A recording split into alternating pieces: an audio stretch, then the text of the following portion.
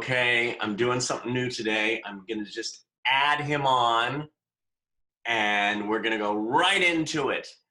This guy is a powerhouse. He's an actor on TV, in the movies. I mean, the list goes on.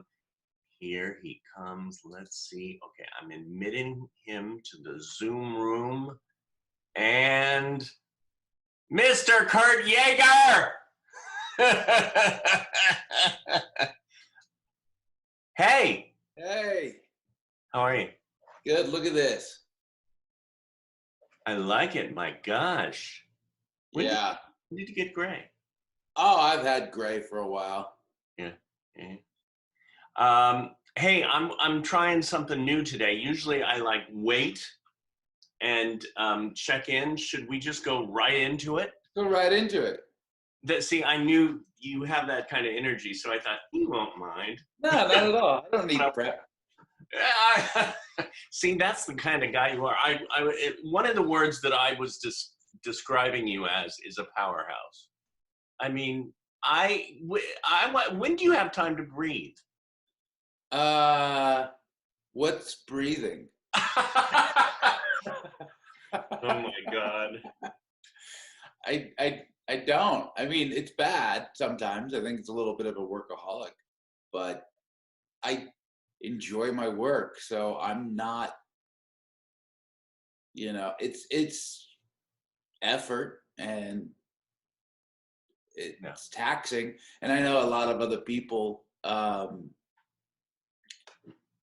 even my friends get on me. They say, oh, how come you're not taking a vacation? You got to do more things that are fun.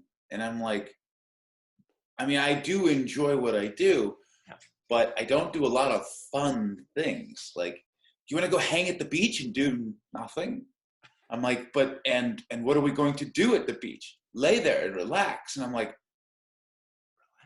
but I don't understand. So that's funny. I'm always like looking to go and do something. Yeah. It's definitely been difficult in some situations, especially dating. Okay. Because it's like, hey, hon, do you want to go on a walk? And I'm like, to where? Well, like, I mean, around the block. For what? Just to stretch our legs. I'm like, legs pretty stretched. It's so bad. Because I'm like always wanting to work and do more and do more. Yeah. Well, what about I know you love motorcycles. Is that fun for you, or is that? It's fun. I mean, I love motorcycles. Don't get me wrong. I definitely ride often. I have a lot of friends who ride motorcycles, and I have like different groups of people that I ride with. But it's hard for me to. It's like I'm on a mission. Do you know what I mean? Like I'm singularly focused on getting X, Y, and Z. Now, or even a better description is I'm trying to get RST. That's where I'm at in my mind of the alphabet. Like, I'm not at the beginning, and I'm definitely not at the end. Yeah. The end is like, if we're doing like a graduated scale, the end is like, you have 3 TV shows on the air, you're doing this, you sold that, you're working this, you have your house, you know what I mean? Like, you get kids, you get the whole 9. Like, that's like X, Y, Z. I feel like I'm, without getting RST, like, done, that the X, Y, Z won't happen. I'm just taking you in, and your energy is like, shh, and I'm like loving it. I love this kind of stuff. I have to introduce you. Do you know Chris Van Etten? The name sounds familiar. Yeah, because he was on like a couple weeks ago. He's talk about. He was what is it, in Afghanistan, and he's now on General Hospital, and he's amazing. But he was talking about his love for motorcycles, and I went, oh my God, you and Kurt need to get together. And you also, I could see you guys like doing projects together. Yeah. A project together. So Anybody that rides, obviously. What? I say anybody that rides motorcycles, I'm down to hang out with. That's I thought, I think these two would, He's the single amputee or double? He's double leg. Double amputee. That's right. Yeah. Yeah. No. We met. I don't know when we met. I remember that time, was it 12, 15 years ago when we were sitting at the Aroma Cafe? Was that? Yeah, I think it was. I think it was Aroma Cafe. I think so.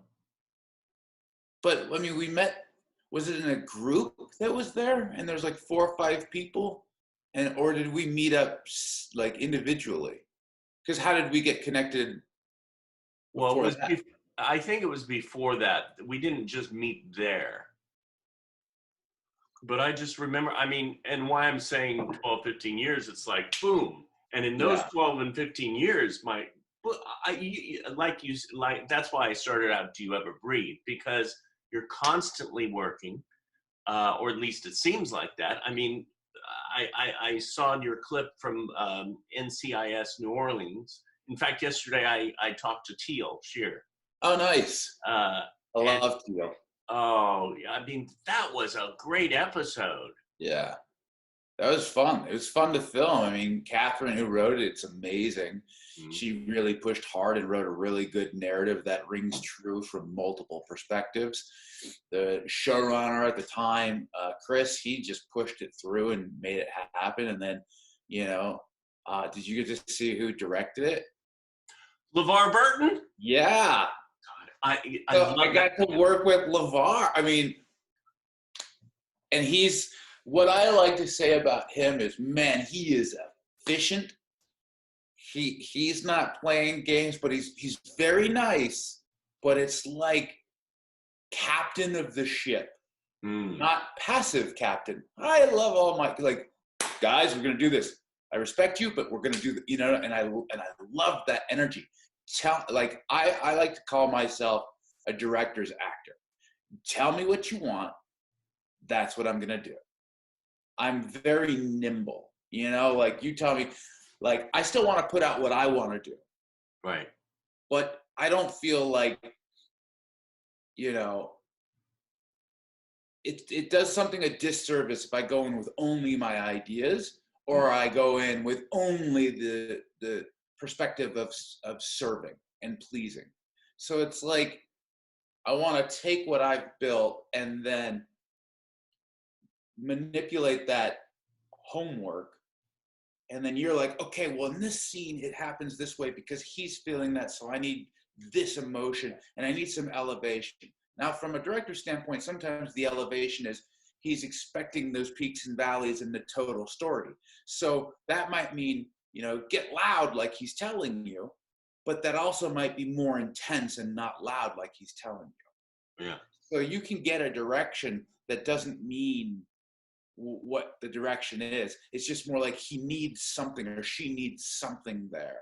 Mm-hmm. And you're like, okay, I understand what you're saying. How do I process that, put it through it, have it done, execute, and all in 10 seconds. Right. And then action. And now you're back on. So, yeah, right. The episode was great. And who I got to work with was Daryl. I've wanted to work with Daryl. Well, chill. But I wanted to work with Daryl for years. Yeah. And, he had his accident on a motorcycle as well. So we bonded directly over that a long time ago. Mm-hmm. We've known each other for years. Wow. I remember meeting LeVar once. He came to Corey Allen's memorial, and he was so loving, so gracious, and he greeted so many people. But when he got on that stage, he talked about the breath and how we need to breathe. Yeah. And his presence is so powerful. Yeah. And the way you described him, he could run the Star Trek Enterprise. 100%. But technically he did. He was the engineer. The captain said, "Can we do this, Geordi?" And Geordi made it happen. So the captain was kind of like, the big thinker. Right. Geordi was the guy who made it happen. That's true. So, Uh, and he showed me a photo of his wedding where all of the brides, grooms, and maids and all that were all the people from Star Trek. my God. Which was the coolest photo I've ever seen in my life. Because, I mean, come on. That is so cool. Yeah. This business is very, fun, cool. It can be. It can be amazing, and there's so many highs. But, I don't want other people who might see this to be like, oh, they're living it up. It's the best. It's brutal, and it's hard. And everyone in this business hits lows, and far more often than other businesses. It's almost like this business is bipolar. It's very like you get high highs and low lows. It's just, and you're always trying to mitigate it. You're always trying to like figure out what the medicine is to like not crush your highs, but not stay in the lows. That is like the most brilliant explanation of this business. Yeah. Oh my God. Have you written a book? Or are you thinking of it? I've been asked to a couple times. I haven't. I feel like I haven't accomplished yet what I want to. So it's like I don't have my last 4 chapters. Yeah. Yeah. Well, and you can always add a few more. Yeah, I mean that's what there can always be the follow-up book too. But yeah, that's true. I feel like I want to accomplish more. I'm working on a couple TV shows. We're pitching, to different networks and studios right now. And there's a lot that I want to say. There's a lot of things that I would like to get out that is really about, in all of my stories that I create, it's always about the duality of situations at minimum. Often there's more sides than just 2 to a coin. It's more like a Rubik's Cube or a Dungeons and Dragons die. It's like there's more sides to something. And I want to show that. I think social media is it's very easily us versus them, black and white, binary. And it's not, I mean, I know very nice people who are on the far left, and I know very nice people who are on the far right. I have 5,000 or so people on my personal Facebook page, and then 50,000 on my fan page. So I get to see everybody. I get to see the nastiness, and I get to see the good. But I don't know. I just feel like there's so much more depth. Like Breaking Bad, the show. Yeah. Shows the depth of a man struggling with near death and potentially leaving his family in ruins because he never had the gumption to take hold of his intelligence and make go with the patents and the projects and develop and push forward. And then when he decides to is the worst possible time in the most desperate, justified way. Yeah. But he still loved his wife. He still loved his son. He still liked Jesse and then the father figure, but not.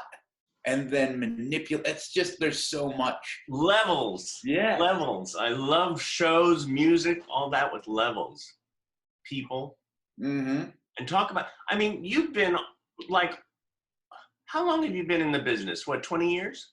Maybe? No, you think 20. No, 10, 11. And you have been on reoccurring on at least 3, if not 4 or 5 shows. NCIS Los Angeles. Yeah. Sons of Anarchy. Yeah. Glory. Yeah. Tell Me a Story. Yeah. The Village. The Village. I just shot LA's Finest, recurring. And I'm recurring on a new show that we think is coming back for Netflix. Well, I was supposed to go to Vancouver. We'll see. Yeah. Now, if you don't know how to breathe, how is this quarantine? How are you dealing with this? Because it sort of forces you to like, sort of, right?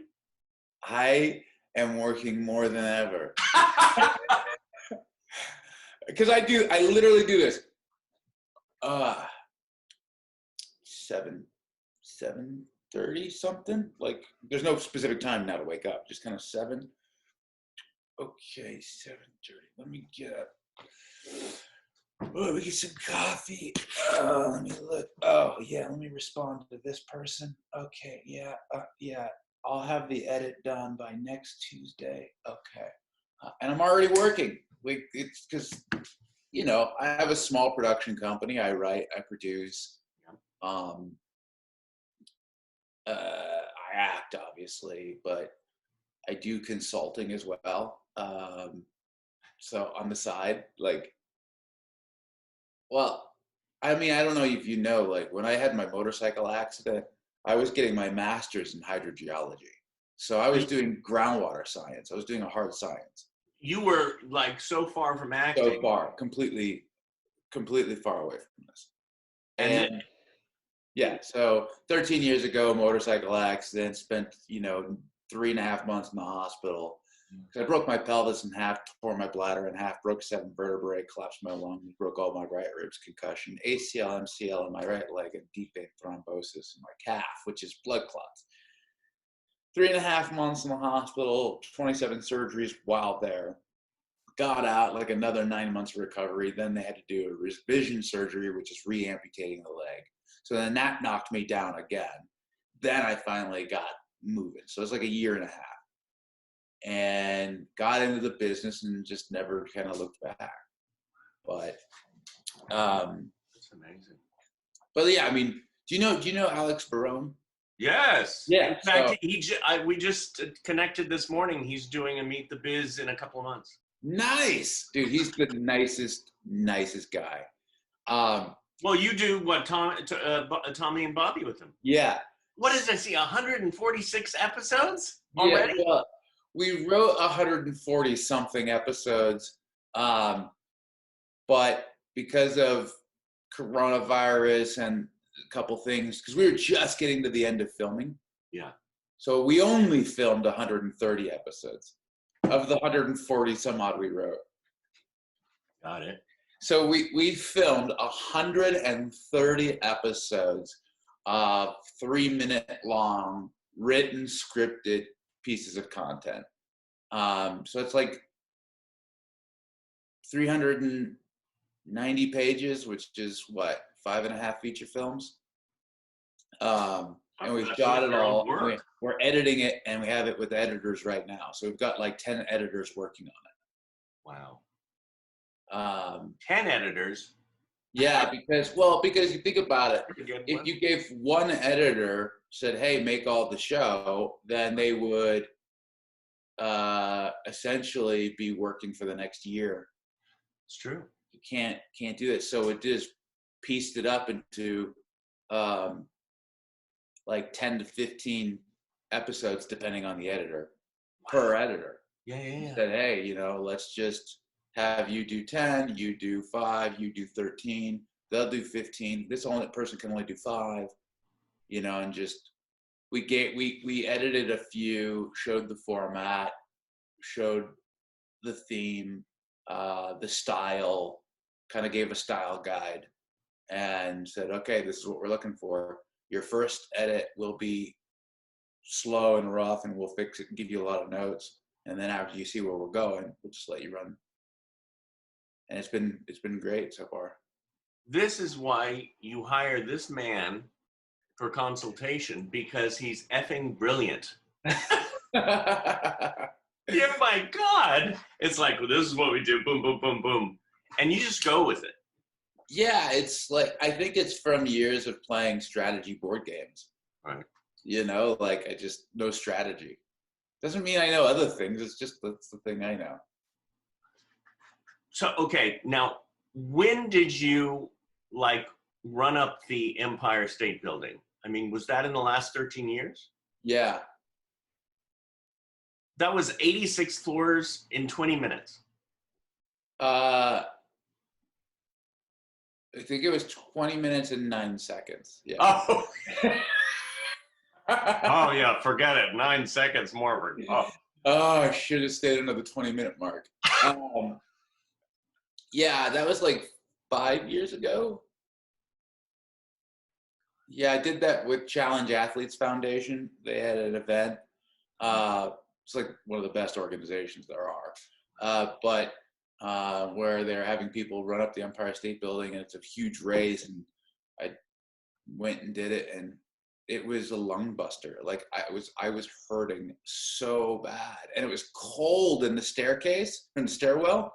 You know, It's cold because it's like outside, and it was like towards winter. So it was like you're breathing in cold air. You could feel like your throat like on fire the whole way up.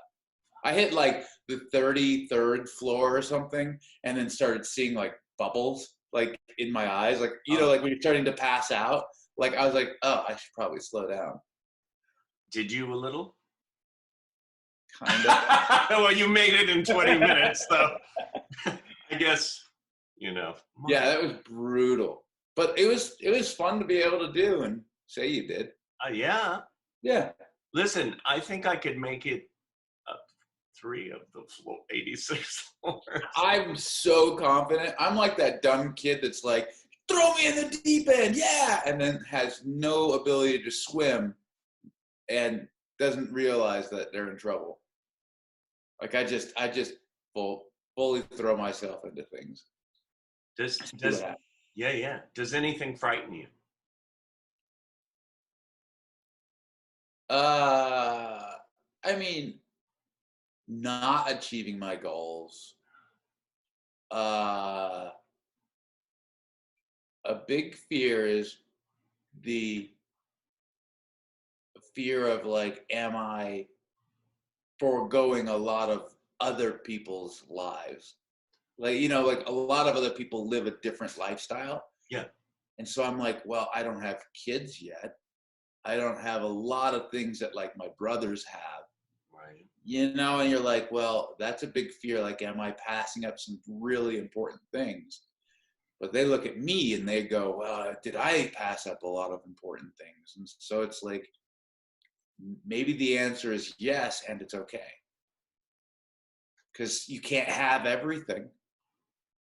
Everyone wants everything, but that's not even necessarily healthy, Right. Like, can you imagine if you had Thanksgiving dinner every single day? It's like the best meal that you eat every year. Yeah. But every day you'd be like, I'm just going to be sick. Yeah. So I don't know. I think that's a fear. Let's think. God, these are great. Like what you're saying is like feeding my brain and going, it's okay that, I'm like thinking about it now, what you're saying. It's okay not to have everything. Like, yeah, you can't be on a desert island, tropical island, enjoying like a Mai Tai and be skiing in Aspen at the same time. Yeah. You have to choose. Especially, like you said, when it's not healthy. Yeah. Exactly. And you keep healthy. Yeah. Even though you're like, you're not like that. I'm more like this. You're like. Yeah, I'm a little myopic in my focus. Yeah. Like I can forego other things. I think most people who are in the business at the upper levels forego a lot of things, and that's why they're there, but it's detrimental as well. Right. How many super celebrities do you know that aren't married? It's too much. You can't be going this much. Or how many divorces there are. Right. It's because it's the same thing like military guys. When you're deployed for 2-3 tours, you haven't seen your family for years. Like, it happens. It turns into a divorce. It's a brutal demand. Yeah. It's like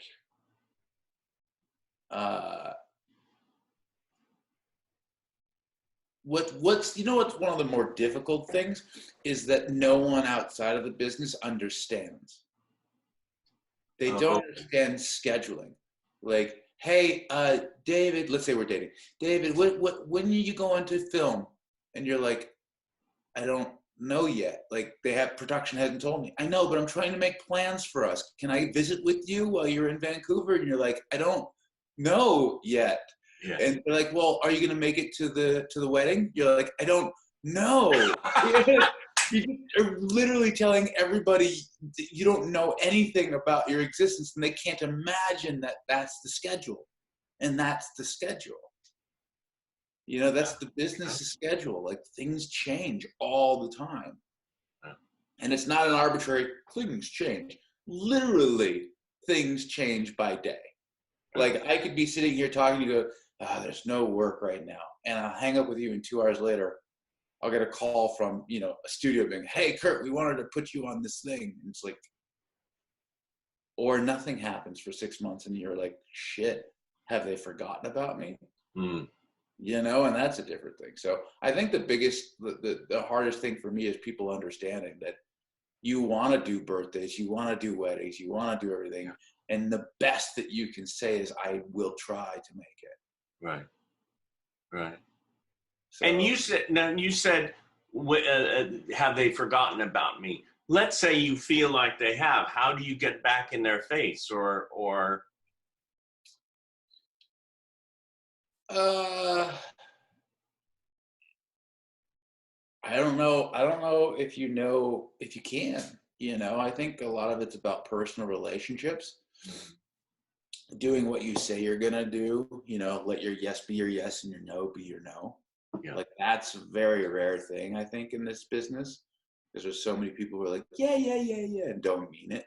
Yeah. I mean, how many times have we tried to get together and you're like, when? I've always been like, I can't, as opposed to, yeah. Yeah. And then this time you're like, hey, and I was like, yes. Yeah. And we didn't even have to discuss like time or whatever else. I knew why you were calling, and I was like, yes, I can do this. Yeah, it's true. But if you're in this business, you understand it. You understand all that stuff. Yeah. So I think that, trying to get back in the good graces of people is just, keeping up with people, sending notes, phone calls, texts, caring about somebody outside of the business. But not too many texts. Well, yeah, not like you're not, like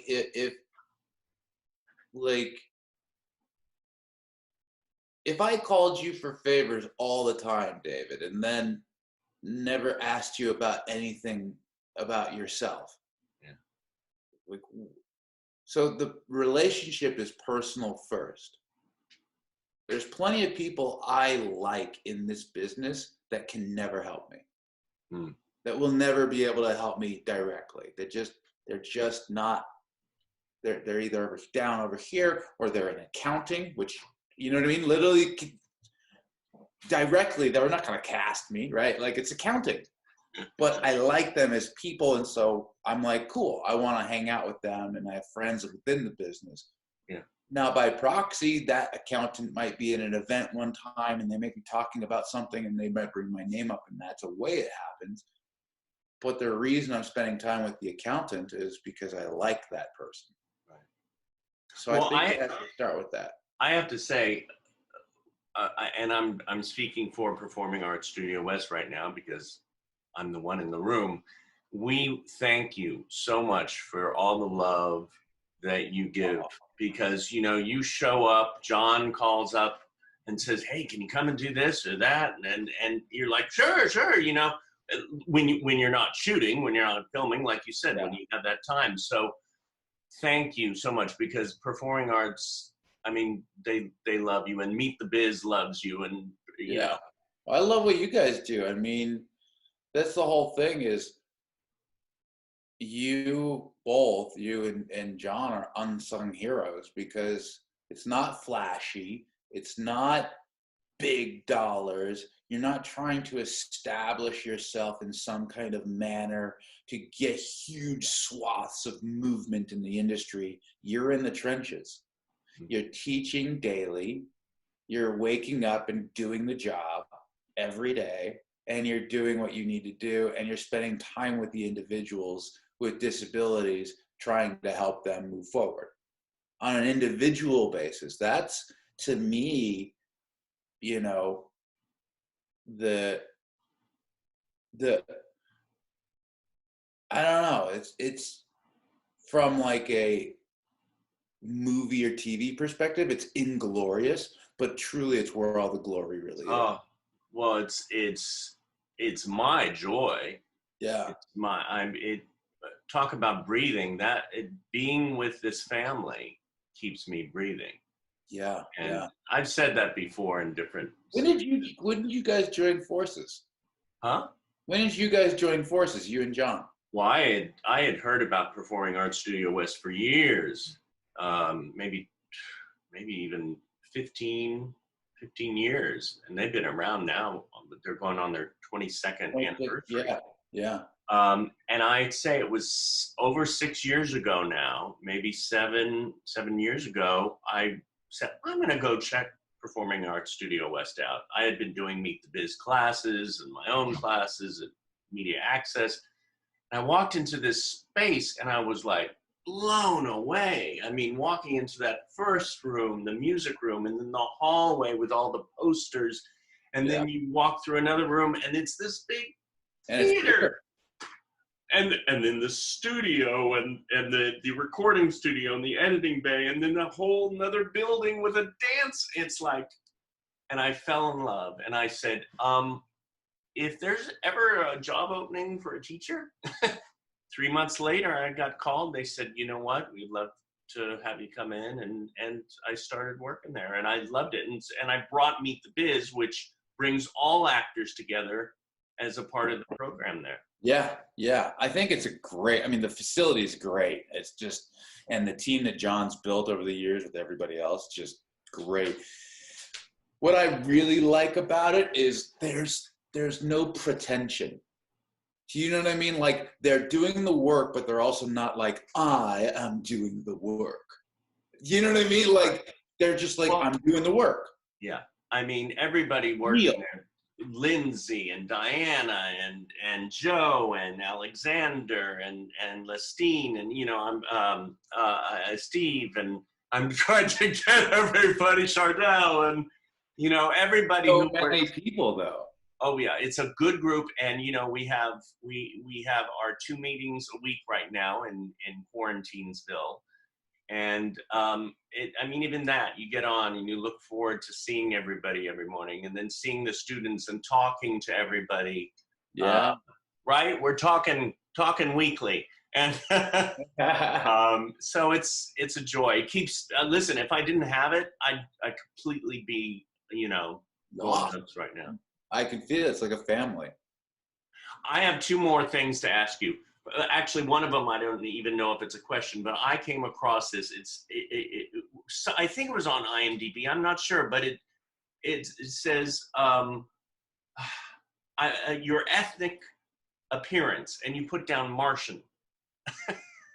Yes. I love that. I went, yes, a fellow Martian. So on IMDb, if you go look at my profile, I decided, I was like, I'm just going to do some fun stuff because everyone's like so serious. And I'm like, it gives a shit. Like, come on. Like, so I put down Martian, but because I didn't want like there to be an ethnicity. Like, it doesn't matter. It shouldn't matter. It's culture, sure. But ethnicity, that's irrelevant. Yeah. You know what I mean? Like, it's wherever you were born and raised and how it was is your culture. Fine. Yeah. So that's kind of what I want. And I think I'm like out on the left planet, right? You know what I mean? I'm out there. But then if you notice my weight is also. Oh, I didn't see the weight. I saw the age range. So the weight is actually my weight on Mars. So it's the correct weight here. It's just my weight is there's like 68 pounds or whatever it is. Okay. which I is got to check out funny. IMDb. Then Yeah. it says like voice, and I think they want like tenor, whatever. I put kind of squeaky. Kind of squeaky. Oh my God. That's So good. I was like, let's just have some fun. I don't remember what else is on there. I can't do it. Yeah. But so many people do this, it's like so much involved in like being accepted And getting it right, whatever yeah, right is. that's my point. What's right? I mean, I don't know how many times you've been filming on set where something went wrong and it was the best thing that could have happened. Exactly. Like, okay, here's a tip for actors. When you forget your line and you're like freaking out, right? You're inside, you're going, what's the line? But then you say your line, okay? To you were like, fuck, that was a horrible take. I'm a horrible person. That's the worst ever. Right? Yeah. You're like, dang it, let me do it again better. What it looked like to camera was that your character was thinking. It's brilliant. Just let it happen.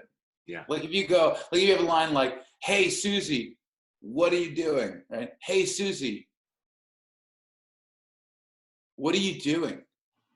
Oh, that looked interesting. It was just you thinking. Yeah. But since you're a character, your character's thinking.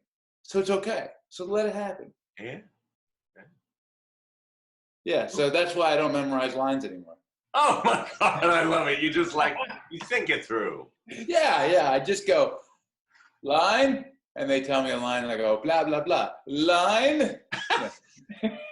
Well, Brando. Yeah, I do. He wrote it all around. So he'd look up there and say the line. But he was feeling it and just He'd look at Michael and look at his line and say, what are you doing? I don't want you in the family business. That's what he would do. He'd look down his line down there. And it was like, whoa. It looked like he was like, no, he just couldn't remember his lines anymore.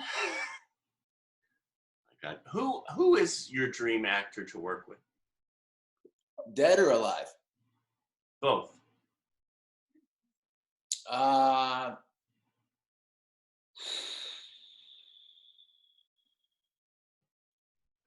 I would say dead would be Peter O'Toole.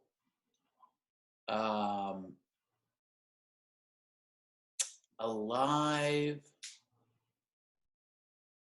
And there's a lot of reasons why, like, what would you want to do? How would you want to see it?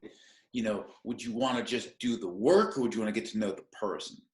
If I wanted to just do the work, Daniel Day-Lewis. Because I don't think he'd let you in. It doesn't mean he doesn't want you to. It's just not his process, right? And he's not as crazy as people say he is, in that way. Like, he's just doing his thing. Yeah. But, like, to be able to work against that would be like, I got to be on my A game, like, above it. Like, that would be cool. De Niro's like that. Huh? De Niro's very focused. Yeah, it's very interesting. But like I think Daniel, he just morphs into it. It's like he's a different person. Yeah. And like his voice changed. Have you ever heard him speak naturally? Like, it doesn't even sound like you're like, who's this guy? Like it's not Daniel Day. Like like the Mohicans or there's so many movies that he's done. My Left Foot, like just totally changes the way he is. I always thought that someone that is great, that is moderately underrated, is Ewan McGregor. Oh, because he's just a little bit of everything. You know what I mean? Like it's like he, from like Train Spotting to Big Fish to Star Wars. I mean, how do you do that? Moulin Rouge. Yeah, Moulin Rouge. He sings. He's a singer. Yeah. That made me feel like it was acceptable for guys to sing. Like, you know what I mean? But you know what I mean? Like, like it's like country western singers, like Bradley Cooper in whatever it was, Star is Born. Oh right. Like you could feel like it was a different style of singing. It was like a man's pain versus like an emotional pain. It came out emotionally, but it was still like strong pain. Yeah. You know? So like Ewan McGregor would be interesting to work with. I would want to work with Meryl Streep. Oh. I mean, can you imagine? Meryl. Like, I don't know. Well, next year. Get a movie with all of them. I'm trying. No, you're doing, mister. Yeah. Let's do this. I'm gonna scatter these guys.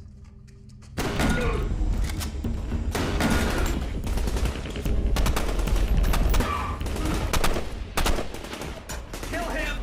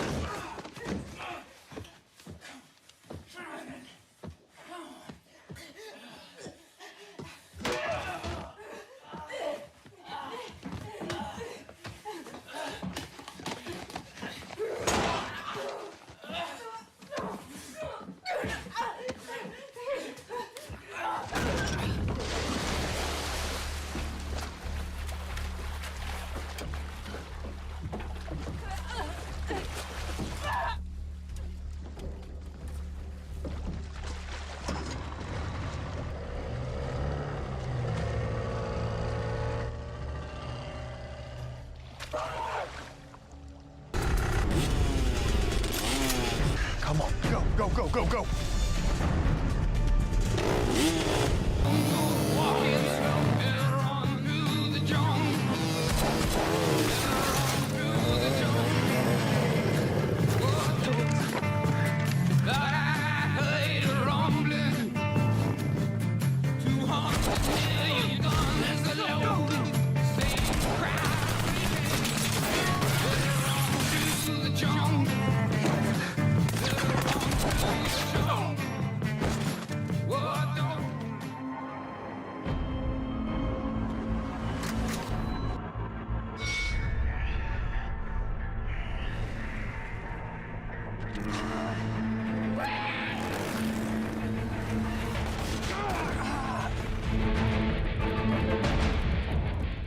Heads up!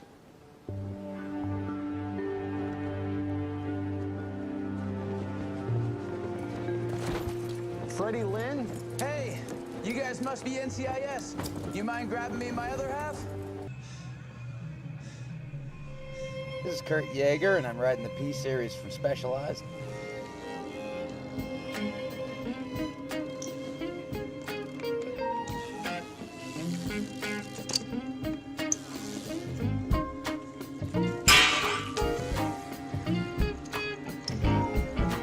Gotta buy myself a couple of drinks. Gotta red wine. I got troubles on my Been running it for a month now or so. red wine. Make me feel so fine.